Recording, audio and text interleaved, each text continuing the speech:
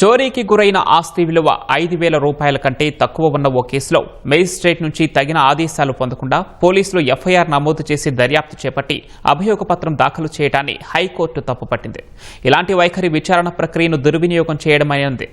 పోలీసులు యాంత్రికంగా ఎఫ్ఐఆర్ నమోదు చేశారని ఆక్షేపించింది.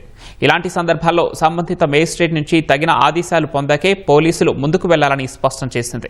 పోలీసులు నమోదు చేసిన కేసు ఆధారంగా కర్నూలు మొదటి తరగతి జ్యుడిషియల్ మేజిస్ట్రేట్ కోర్టులో పిటిషనర్పై పెండింగ్లో ఉన్న కేసును కొట్టివేసింది. గనులు, ఖనిజాభివృద్ధి నియంత్రణ చట్ట ప్రకారం సంబంధిత అధికారి కోర్టులో ప్రైవేటు ఫిర్యాదు చేసి ఈ వ్యవహారంలో ముందుకు వెళ్లేందుకు తామిచ్చిన ఈ ఆదేశాలు అడ్డంకి కాదని స్పష్టం చేసింది.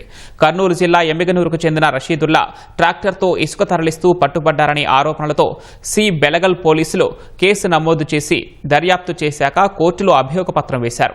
ఇరువైపు వాదనలు విన్న న్యాయమూర్తి చోరీకి గురైన ఆస్తి విలువ 5,000 కంటే తక్కువ ఉంటే ఆ ఆస్తిని తిరిగి ఇచ్చేసిన సందర్భంలో నిందితుడికి సామాజిక సేవా శిక్ష విధించాలని గుర్తు చేశారు.